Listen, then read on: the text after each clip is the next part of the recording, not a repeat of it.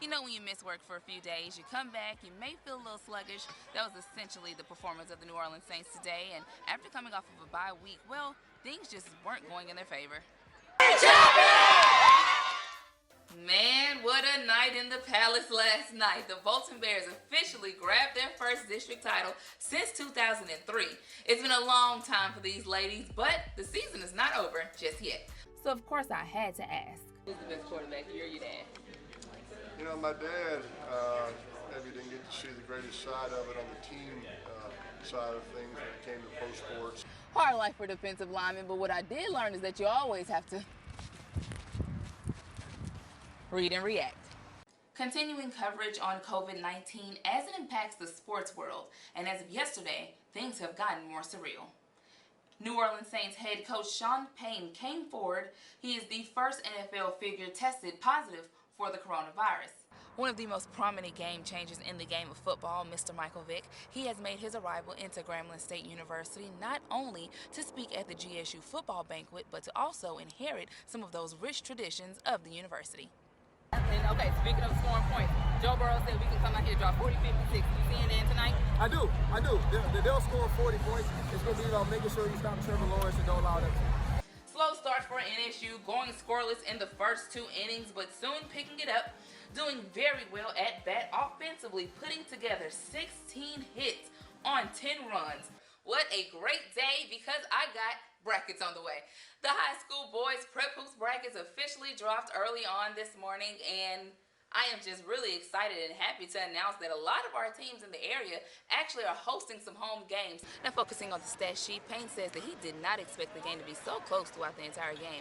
Granted, a comeback and even a lead late into the second half. One thing blaring from the stat sheet was the 49ers leading in third down efficiency throughout the entire game. Did you get the feeling that people in Alexandria were taking the storm seriously and getting ready? Yeah, I think people were taking it seriously, but I think it's the fact that, you know, you can never be too prepared. And at the same time, I don't think people were expecting that impact to be as heavy as it was. Boy, an electric second round of the playoffs. Y'all can hear the crowd behind me. You do not have to guess. Memorial Club Uncharted is moving on to the third round. Covering the national championship from the Mercedes-Benz Superdome, I'm Meagan for ABC 31 Sports. 1, 2, 1, 2, 1, 2. Nice, 1, 2, 1, 2. Good, 1, 2, 1, 2. Beautiful. MMA is not just about the big punches. It's about consistency, love, and desire for the sport. Man, I love what I'm doing. I love this sport. I do. I love it. I've met a lot of people. It changed my life. What started off as a casual conversation in the gym began a new lifestyle for Calvin. I was just in the gym one day, and I heard another guy talking about MMA. You know, this is back when it hit the scene. It's starting to get real popular. And he was like, man, wrestlers make really good fighters. You know, them the guys that make you fighters. And I'm just hitting the weights, and I'm listening to this guy. And I was like, I said, man, I used to wrestle. In the late 2000s, he made his trips throughout the fields of construction and firefighting, but he learned that fighting and fitness was where his heart was. So if you look at the time, 2006, I've been fighting about 14 years. So I've been fighting about 15 years, but I've been a professional about 14. And with his contagious passion of the sport, in comes Jose and Julius. I've been fighting probably since I was like 14, but never professional. So just fighting in the streets. It's pretty cool just to be in such a unique situation in life. So fight February 29th and also playing college football, plus school, plus marriage is a whole different ball game. It's a lot of stuff to do, but it's fun. All three of these guys will represent Alexandria in the upcoming AKA Rite of Passage fight at the end of the month, this being the first of many for Jose and Julius, and Calvin will take on another fight later on in April. Yeah, it's good. I mean, I like it.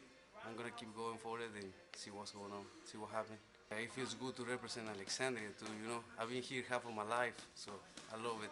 It's fun. It's different muscles that I'm used to using. So it's always intense. I mean, the warm-ups, just we get sweating right from the get-go, and then we go into whatever workout he has for us.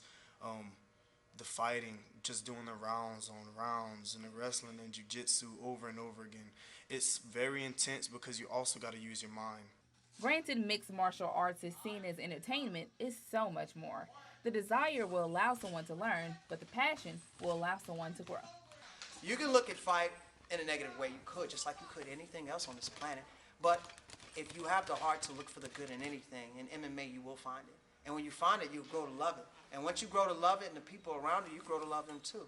So I love this sport because of the people that it's brought me to be around and the kind of respect that I should give to my fellow opponent. And 9 times out of 10, he's giving it back to me too. Meagan Glover, ABC 31 Sports. Known as one of the most versatile offensive linemen in the state, John LeGlue has proved that he can do it all.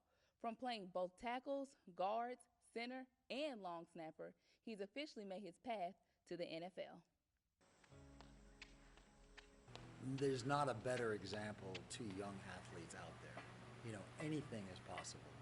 And he has stayed humble, and he's stayed hardworking, and he's kind of stayed true to himself. I've been playing football probably since 5th grade. Started at Plum Sucker and then junior high at Menard, and then from then on I've been playing ever since.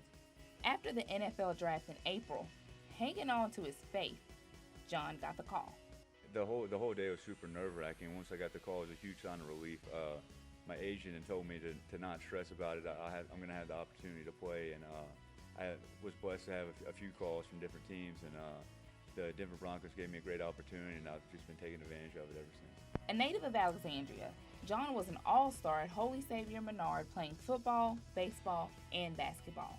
He then moved on to play football at Tulane in New Orleans, and after 5 seasons, he helped earn a bowl game title on his resume next to both his bachelor's and master's degree. God gifted him with a huge body and great feet and an unbelievable mind. But the focus to come out of Tulane in 5 years with an MBA while playing big-time college football and now in the NFL, that's an amazing feat. Although his main focus is tackle, he still studies the rest of the offensive line duties, understanding that this will continue to raise his value as a player. It's crazy. Every football coach I've ever dealt with, they said the more you can do, the more value you bring to the table. The past few months have been a wild ride for John, but hope and hard work is what made his dreams a reality. I want to give people back home to a realization that they can also do it too. I mean, whatever you set your mind to, sky's the limit. Don't ever let anybody try to tell you you can't do anything, because with God, all things are possible, and any hard work you put into it, you can do whatever you want with your life.